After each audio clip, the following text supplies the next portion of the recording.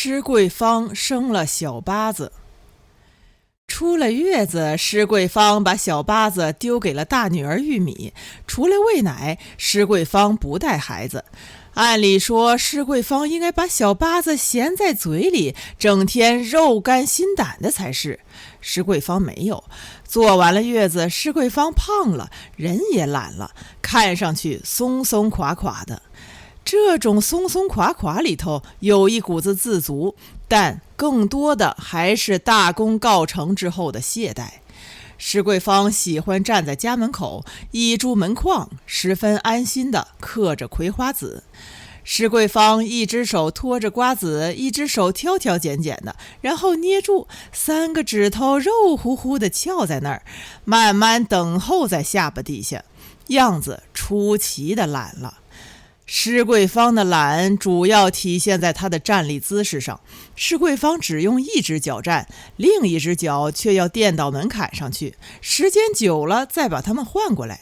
人们不太在意施桂芳的懒，但人一懒，看起来就傲慢。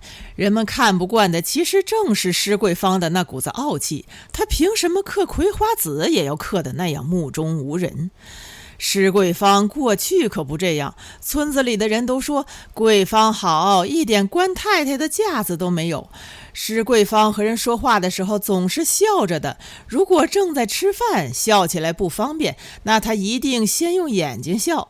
现在看起来，过去的10几年，施桂芳全是装的，一连生了7个丫头，自己也不好意思了，所以敛着客客气气的。现在好了，生下了小八子，施桂芳自然有了底气，身上就有了气焰。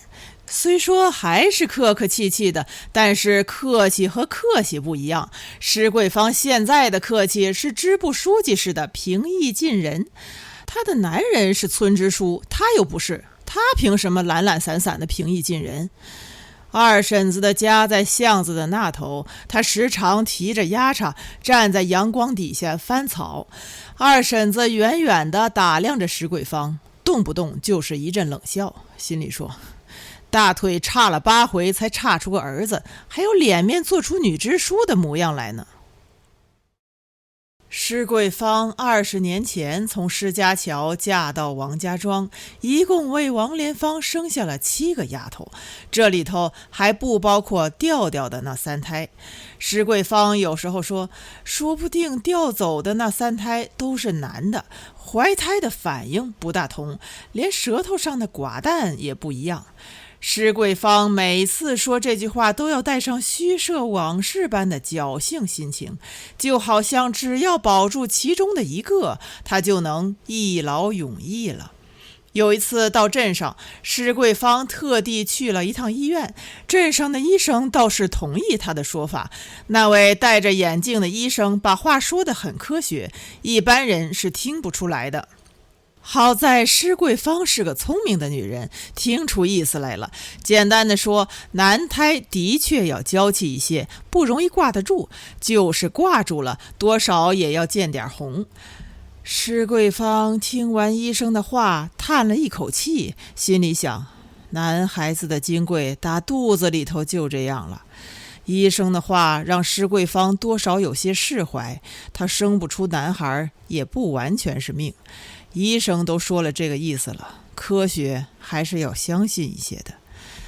但是施桂芳更多的还是绝望，她望着码头上那位流着鼻涕的小男孩，愣了好大一会儿，十分怅然地转过了身去。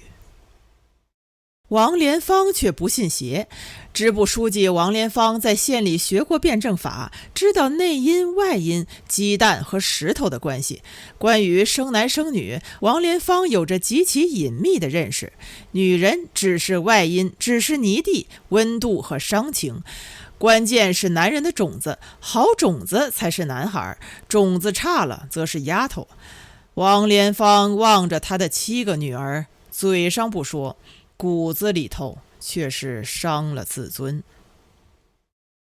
男人的自尊一旦受到了挫败，反而会特别的偏执。王莲芳开始和自己犟，他下定了决心，决定排除万难去争取胜利。儿子一定要生，今年不行明年，明年不行后年，后年不行大后年。王莲芳既不渴望速胜，也不担心绝种，他预备了这场持久战。说到底，男人给女人下种也不算特别吃苦的事，相反，施桂芳倒有些恐惧了。刚刚嫁过来的那几年，施桂芳对待房事是半推半就的，这还是没过门的时候她的嫂子告诉她的。嫂子把她嘴里的热气一直哈到施桂芳的耳垂上，告诫桂芳一定要夹着一些，捂着一些，要不然男人会看清了你，看见了你。嫂子用那种通晓世故的神秘语气说，要记住桂芳，难啃的骨头才是最香的。嫂子的智慧实际上没有能够派上用场，连着生了几个丫头，事态反过来了。施桂芳不再是半推半就，甚至不是半就半推，确实是怕了，她只能夹着捂着，夹来捂去，把王莲芳的火气都弄出来了。那一天晚上，王莲芳给了她2个嘴巴，正面一个，反面一个。不肯，儿子到现在都没岔出来，还一顿2碗饭的。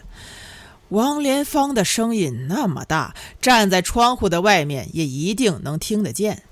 施桂芳在床上不肯，这话传出去就要了命了。光会生丫头还不肯，绝对是丑女多作怪。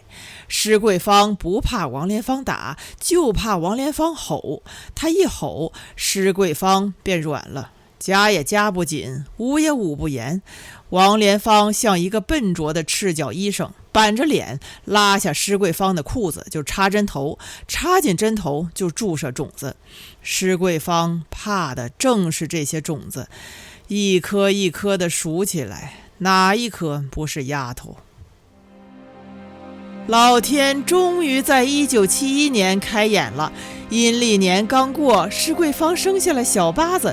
这个阴历年不同寻常，有要求的，老百姓们必须把它过成一个革命化的春节。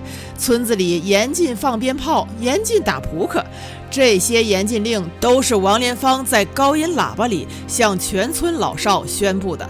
什么叫革命化的春节？王莲芳自己也吃不准，吃不准不要紧，关键是做领导的要敢说。新政策就是做领导的脱口而出。王莲芳站在自家的堂屋里，一手握着麦克风，一手玩弄着扩音器的开关，开关小小的，像一个又硬又亮的感叹号。